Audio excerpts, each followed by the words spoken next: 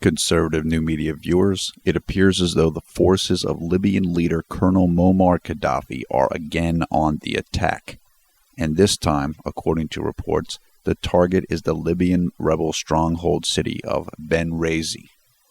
We will link to an MSNBC report on this story in the video description below, as well as 2 other links to background information from the last several days on this situation. A snapshot of the last 48 hours looks like this. On Thursday, March 17, 2011, the United Nations Security Council passed a resolution calling for a no-fly zone over all of Libya. That resolution also authorized the use of international force against Gaddafi should he continue his aggression against his own people in what has been a bitter, month-long struggle by the leader to retain his 4-decade hold on power in the North African nation. The Libyan uprising of 2011 began in the middle of February.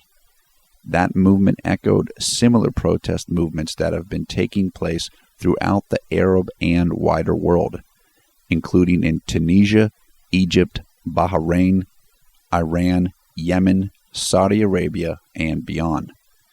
We will post a link in the video description to the Wikipedia entry on the 2011 Libya uprising if you would like to obtain more information on this unfolding story. Then yesterday, following the UN's action, Gaddafi announced he would implement a ceasefire in Libya. However, that proclamation was met with skepticism and reports continued that fighting was ongoing despite the supposed stoppage of hostilities. Today, the fighting continues, according to reports, and the battlefield has moved to the rebel stronghold city of Benghazi, which is indicated in the graphic here. At first glance, this move by Gaddafi would seem to be his attempting to inflict as much damage on the rebel forces as he can before the international community moves against him. There is video circulating this morning of a plane crashing in Benghazi. The plane was presumably shot down in the fighting, but it is unclear as I say these words whether or not the plane was being flown by Gaddafi's forces or by Libyan rebels. We'll put a link to that plane crash both on the screen now with an annotation and in the video description. According to the MSNBC report we linked, rebels have been forced to retreat in response to the advance of Gaddafi's forces today. It remains to be seen how rapidly the international community will respond to this alleged act of defiance by Gaddafi. United States President Barack Obama is currently in Brazil with his family on official business.